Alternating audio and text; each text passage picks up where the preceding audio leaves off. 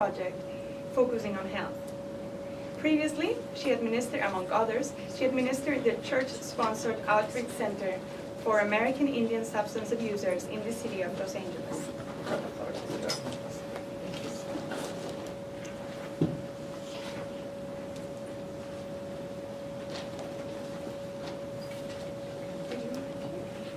Should I take it up? Good afternoon. It's my pleasure to be here with my learned colleagues and to talk about these important issues as we think about action around these issues. My role at the United Methodist Church is to help our constituents to take action and to make a difference on these issues. And so I want to talk about this from the perspective of on the ground, what's happening, why faith communities are important stakeholders in addressing these issues among women and our families, and to talk about and to give you sort of a sneak preview of the work that the faith community is doing leading up to UNGAS. We are very involved in preparing for UNGAS as faith communities, and you'll get the first unveiling of our interfaith statement of principles, which is to be released tomorrow. So you get the little preview of that. First of all, I'd like to say that the United Methodist Church has a long history around issues of addiction, and our work has evolved greatly, as in many faith communities. Oftentimes, our faith communities concentrate on this issue from a perspective of addressing the issue of recovery. So we look at often the problem happening and addressing the problem from what we call a downstream approach. We are taking care of the problem after the problem happens. And what's critically important and missing from this is a comprehensive approach to drug abuse and alcohol, tobacco, and other drugs.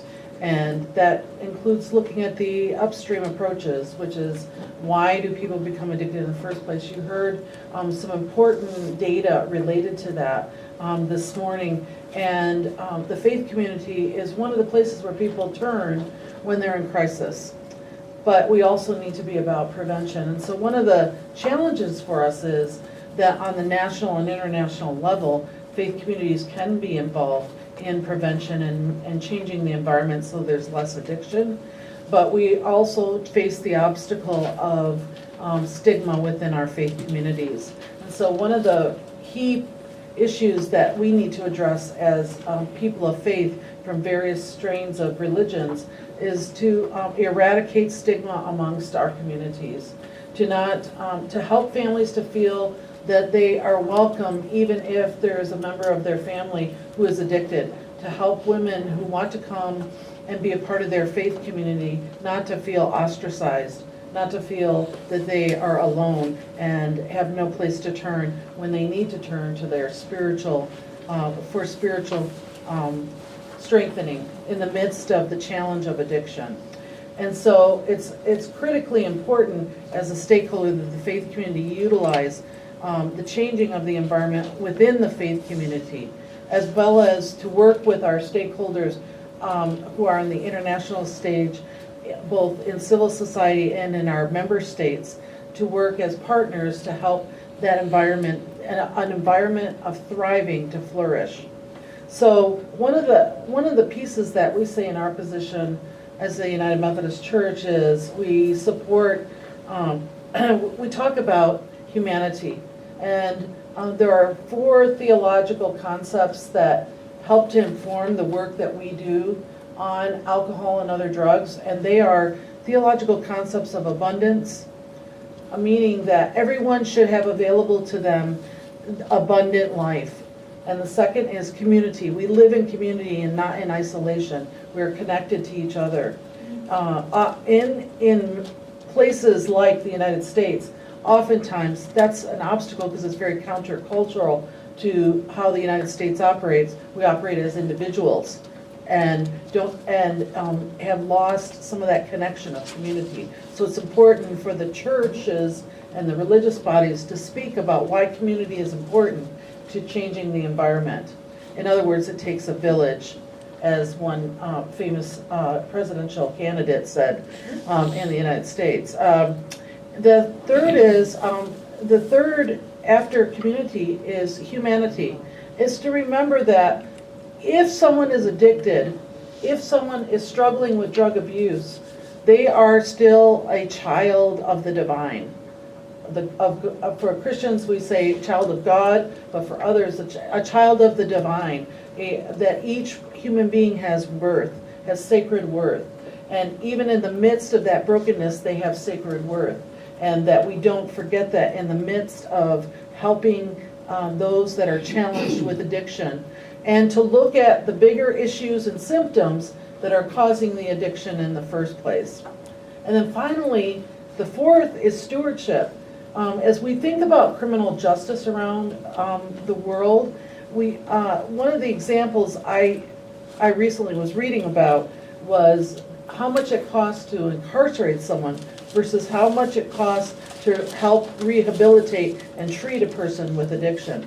And the numbers are stark, how expensive it is to incarcerate someone and use that as the methodology in order to deal with drug abuse and addiction versus treating that person so they might thrive and be a contributing member of society.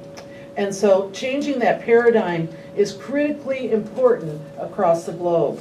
UNGAS is coming next month, and what they call the Zero document, or the document that they're working on, has some really big concerns in it from some of the member states.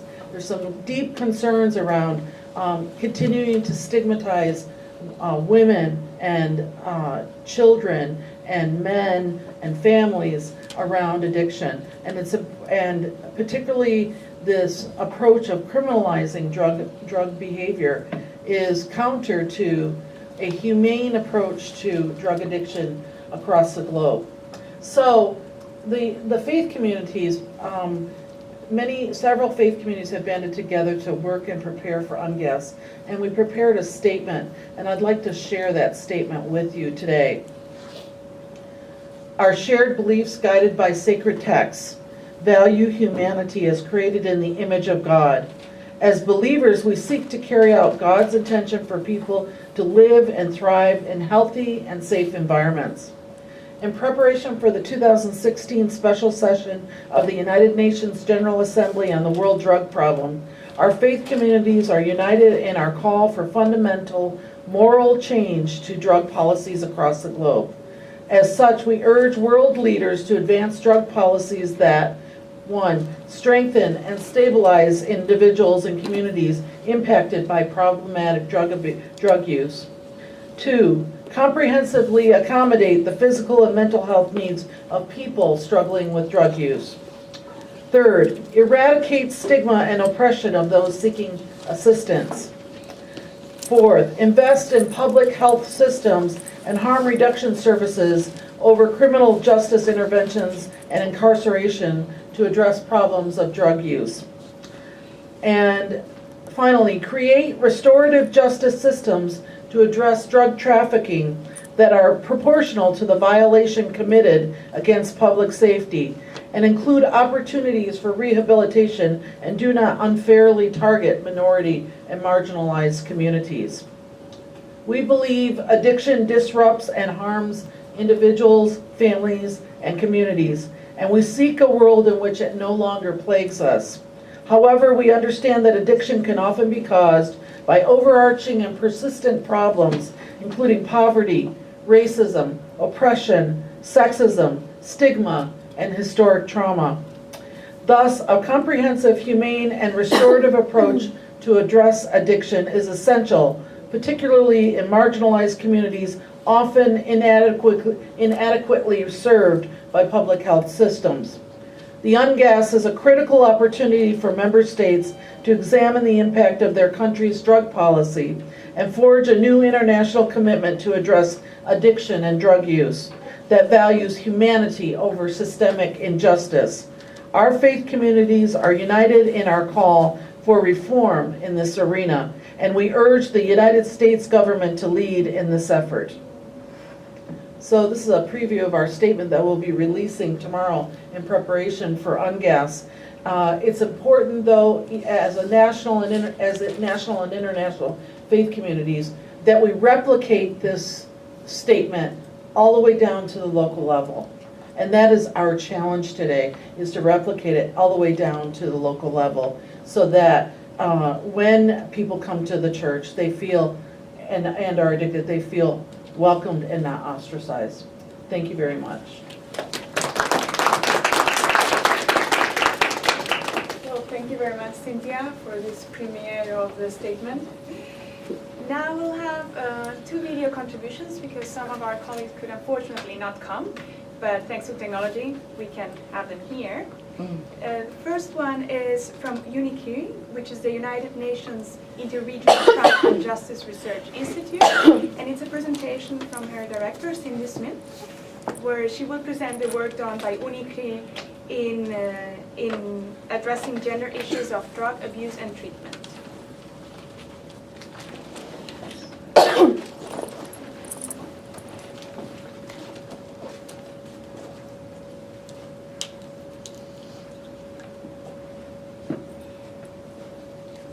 Dear colleagues and friends, I'm very pleased to contribute to this important side event to the 60th session of the Commission on the Status of Women, the global policymaking body promoting gender equality and the empowerment of women. I regret I was not able to join you in person due to previous commitments, but I'm confident I will meet each of you in the near future. UNODC, the United Nations Interregional Crime and Justice Research Institute, the organization that I represent, was established by the Economic and Social Council in 1965. It was created to strengthen and to expand the UN activities in crime prevention and criminal justice. UNODC serves the international community through the formulation and implementation of improved policies to enhance social and political stability, security and peace, and protect fundamental rights. Since its establishment 50 years ago, UNODC supports the research-based formulation and implementation of innovative and inclusive policies to promote the rule of law, enhance crime prevention, and strengthen justice and human rights protection. The Institute carries out action-oriented research, capacity building, and training and/or mentoring activities. The Institute supports member states across the broad spectrum of crime, justice, security governance, and counterterrorism. In the implementation of its programs, UNODC cooperates with many agencies of the UN family, such as the WHO and the UNODC. Much like crime and its remedies are cross-cutting, UNODC's work crosses all of the Sustainable Development Goals with a particular focus on the 16th goal. Crime and violence are both the cause and consequence of poverty and lack of opportunities. Poor people are more exposed to criminal activities and more likely to be exploited by criminal syndicates. The root causes of crime and violence can be eliminated through a long-term strategy in the field of economic and human development. UNODC identifies and addresses priority societal challenges with a particular focus on vulnerable populations such as at-risk youth, prison population, drug users, women, victims of crime, and cultural or religious issues. Women have constantly been at the forefront of UNODC's work. Regrettably, they too often represent the majority of victims of crime, different forms of abuses, and discrimination is social injustice. The gender dimension of violence, of sexual and psychological abuses, of trafficking and smuggling, of substance use are primary aspects UNODC investigates and addresses in its research and actions. 70 years since the birth of the United Nations and subsequent drafting of the first human rights treaties, we are still facing persistent discrimination and inequality with regard to the enjoyment of these rights and freedoms in a gender perspective. Of the 17 Sustainable Development Goals, goal number 5 is specifically dedicated to achieving gender equality and equity, but we are all aware how this goal is instrumental to the success of the overall agenda. While the lives of women and girls in the world have improved over the last 20 years, more is needed in too many areas and too many countries. Most importantly, member states need to boost the gender agenda and mainstream all policies governing access to services for citizens. Greater opportunities for access to education, health, and economic resources are the fundamental points of this agenda. More distributive justice in the access to education, to social and health services, means fewer marriages and pregnancies among minors, more reproductive and mental health treatment, greater protection from gender-based violence and sexually transmitted diseases, and the socially disadvantaged conditions that can lead to sexual exploitation and substance use. Addressing gender vulnerabilities represents one pillar of UNICRE's work. UNICRE has contributed to the largest European survey on violence against women, involving 40,000 women across the 28 EU member states.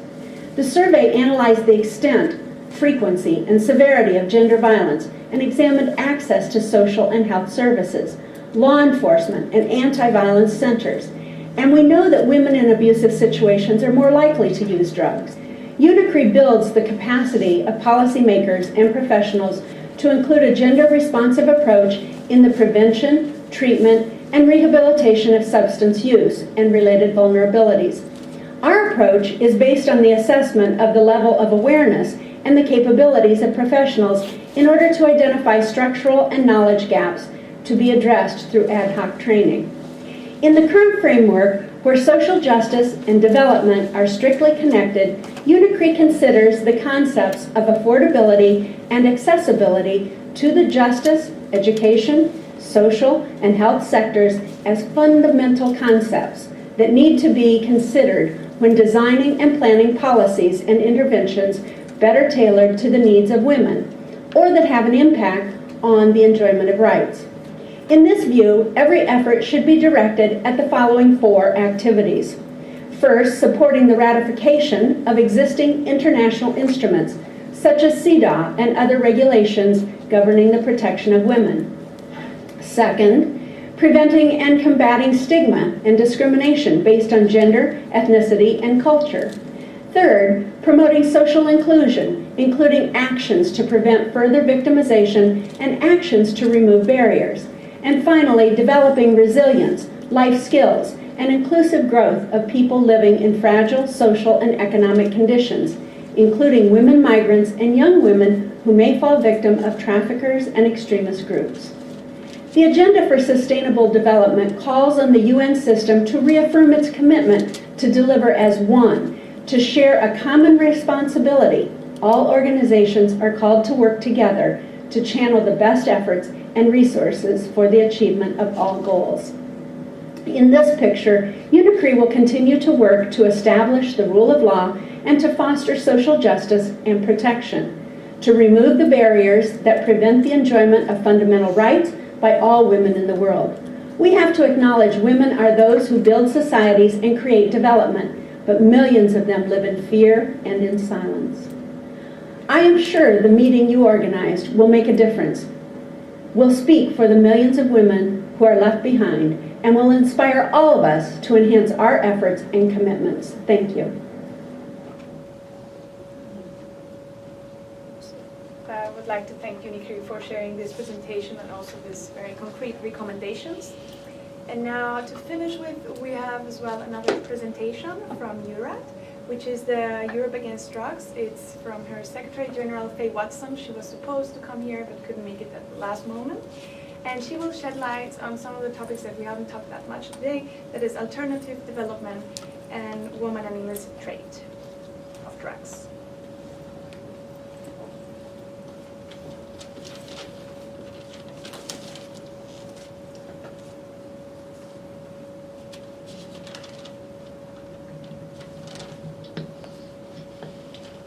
Hello, I'm Faye Watson. I'm sorry I can't be there today, but I will be delivering this presentation on behalf of Europe. We're a European drug policy network based in Brussels, and we have around 50 member organisations, many working at grassroots level across Europe. And whilst we mainly concentrate on drug demand reduction, such as prevention or treatment, we have recently published a report on alternative development, where we looked also at issues relating to the role of women. So in terms of the presentation today, I'm going to touch on two main aspects.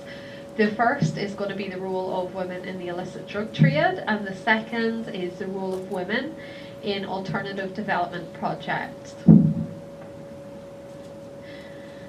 So in terms of the role of women in the illicit drug trade, more and more in the media over the past 20 years, we've seen an increase in the reported participation of women in the illicit drug trade market.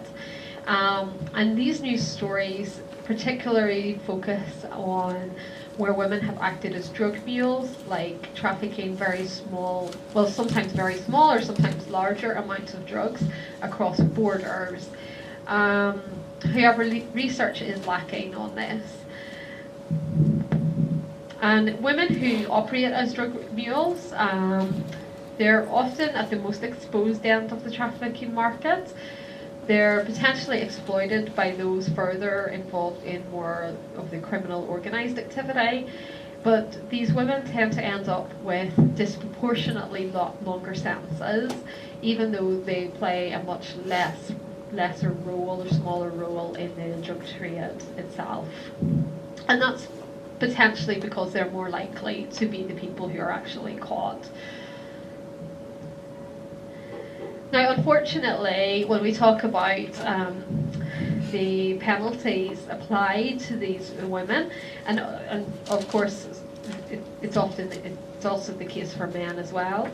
But 33 countries actually retain the death penalty for drug offences, and this includes 13 countries where the death penalty is actually mandatory for drug-related offences.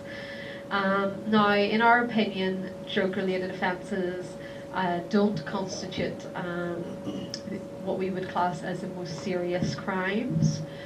And so our organisation is actually against the use of the death penalty, like many organisations in Europe. But of course, this is really a big concern where we have these women who are playing quite a minor role in the drug trade, who are often the people who these penalties are applied to. So in terms of the reported increase in participation of women in these activities, the National Women's Institute in Mexico did some research and found that between the years of 2007 and 2010, there was actually a 400% increase in women jailed in Mexico for drug trafficking offences. And we've seen similar increases in countries such as Guatemala. And these women can sometimes get involved through having connections through families or friends of people who are somehow linked to these criminal gangs. And again, these women are also, again, reported to play the role of the classic drug mule. So in terms of further research that could be done in this area, one question could be, particularly in Latin America, does social and labour exclusion contribute to women's exposure to the world of drug trafficking? And then secondly, in light of the fact that we also see women who are quite well educated, for example, teachers who have also played a role as the drug mule, are women always victims due to economic or social circumstance, or can they also be economic opportunists? So I think both of these questions deserve some more attention. Now, in terms of what policy recommendations we would have, we would certainly call for more proportionate sentencing for drug-related offences, particularly for those people who are playing quite a minor role in the overall drug trade. And we would actually call for alternatives to incarceration for non-violent drug-related crimes as appropriate. So, for example, these alternatives to incarceration could apply where you're talking about quite low levels of drugs, for example, being trafficked. Thirdly, incarceration of mothers should always be seen as a last resort, and the needs of children should be prioritised in such cases. and of course where women are incarcerated, that the governments adhere to the United Nations rules for the treatment of women prisoners, known as the Bangkok Rules. Now in the second part of the presentation, we'd like to look at the role that women can play in alternative development projects. And when we speak about alternative development, what we're really talking about is creating new jobs, new economic possibilities, sustainable livelihoods in the illicit economy for communities who've previously been part of drug production. And as part of, or as a consequence of our publishing a report on this topic, we got invited to the second International Conference on Alternative Development, which was held in November in Thailand. And during that visit, we were able to see how women can play a really positive role in supporting their communities to move away from a reliance on illicit drug production. The first project that we went to see was the Doi Tung project. This was located in Chiang Rai, which is in the northeast of Thailand. And there we witnessed how social enterprise were making women a key part of the workforce. So we were very impressed with the conditions that we saw when we visited this particular project area. And it's actually an area that has been invested in by IKEA. So they're actually producing materials and high quality goods for IKEA. And to overcome some of the gender equality issues in the workplace, I was really impressed by seeing that they actually had an on-site creche, and that the women and the staff who were working there were actually scheduled to work in the creche on a rotational basis as part of their 5-day working week. And of course they were financially compensated for working in the creche as they would be if they were working in other parts of the project.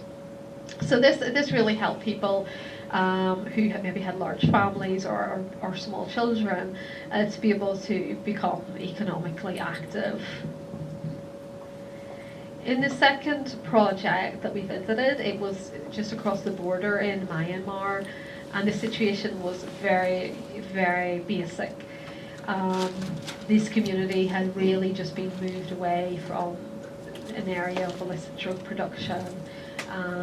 And they were really only at the beginnings of establishing a new community.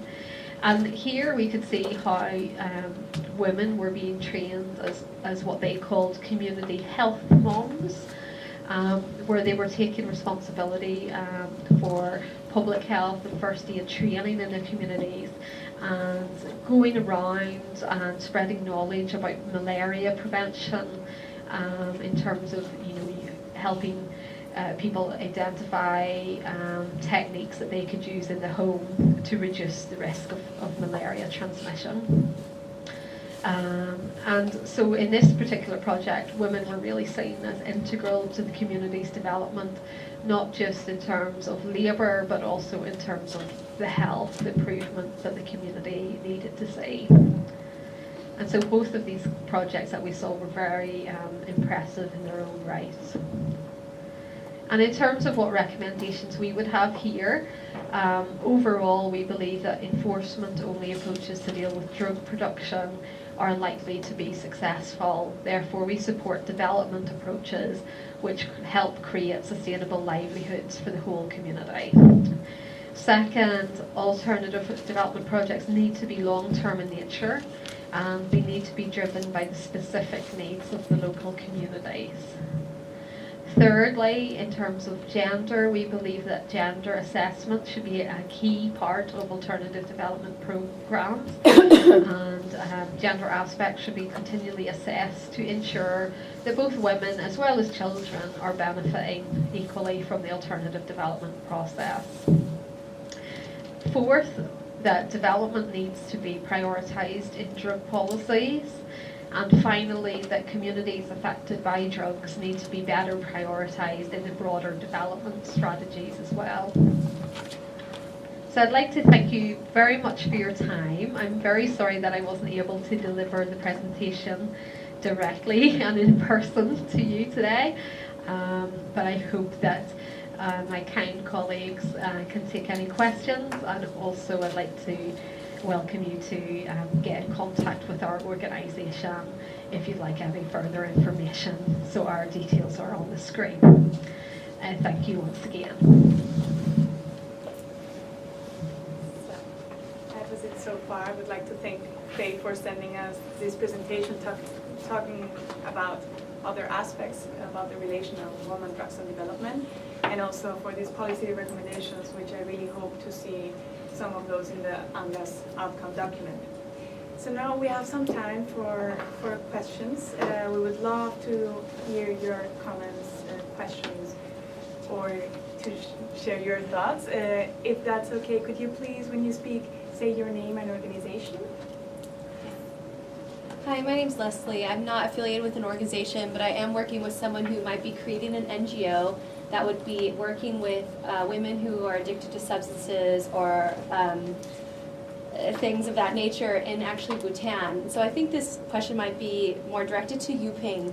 I'm wondering, they're finding, I don't know if this is, I haven't researched this, but they're finding that sometimes it's this lack of community, like what Cynthia is saying, that people are moving out of the rural areas and there's this breakdown of this family system, they feel alone, they're going into cities to find work, education, and they're being exposed to pop culture, and then they're getting to drugs and alcohol, and that's how they're coping with all these new forms of society. I'm wondering if you've seen this trend, if this is a problem in some places, and if so, in which countries, and how I can maybe find this information, and if maybe your organization even has access to that info about Bhutan.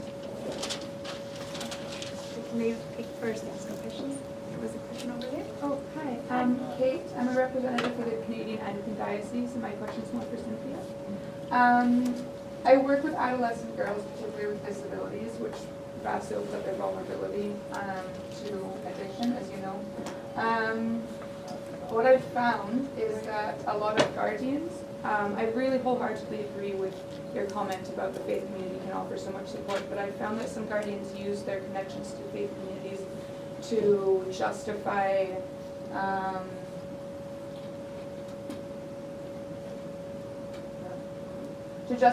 neglecting liberal means, I guess you could say. For instance, I'm raised in the house of God, thus that she doesn't need outside help. I was just wondering if you, my question is, have you found there to be techniques that are most effective in convincing these guardians of actually looking into more liberal means?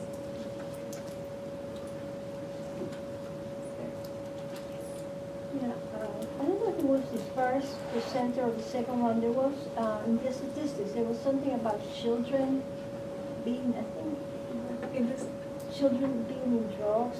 So I don't know if it was in the video presentation? I think it was the first presenter, right? I had it.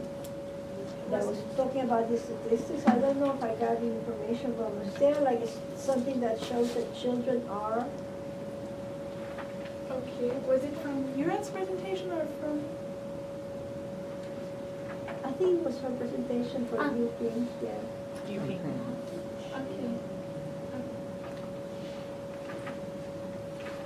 But I don't know. Maybe I got information wrong. So there's nothing in terms of children being in drugs. It was maybe. Yeah. You sure? Well, is there any? Yes. Well, yes, I had a couple of questions. My name is Robin Anderson, and I represent the AME Zion Church, as well as I work for an organization called Advanced Behavioral Health. And so my question was kind of a two question, actually. One was that in the presentations, especially here in the United States, there is a rise in heroin use, opiate use. And so one of the things that I was just wondering about too, that is also a barrier for women also that have opiate issues, in terms of, have you all done some research in avenues, looking at avenues that might be able to also treat women that have opiate use, because a lot of times a lot of treatment facilities will not take them if they are using opiates. So that was one question. And then the other one I had for the United Methodist Church, and that is that the whole idea, the whole situation with women and women using drugs is also to me, a family issue, more so, and even in the faith community, are there ways in which, or avenues that there's training that is available for the faith community leaders to be able to get the training so that they're able to also, even within their own churches or faith communities, be able to provide treatment as well, or counseling, or have the resources that would be available so that they could refer people to other facilities. And have it in a more family-oriented way.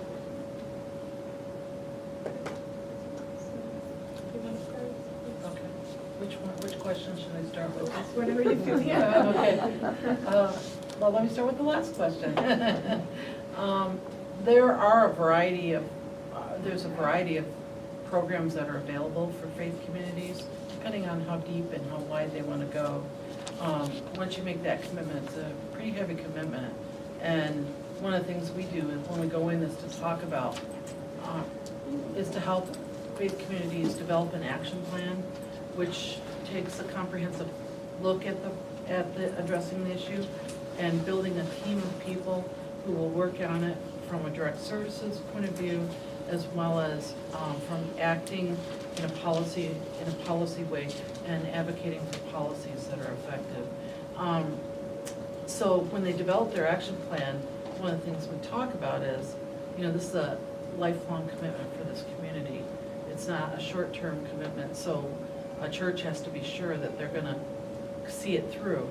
Because the worst thing to do with substance abusers is to break the promise, as you know. You probably already know this. They don't then trust the church. And there's a lot of brokenness already around church and baggage. And so what we're trying to do is help to eradicate that so they see it as a community of love. One of the programs that I have seen work, I'm American Indian, and in Alaska, our churches use a family resiliency training, which brings the whole family into the equation and helps to stabilize the family.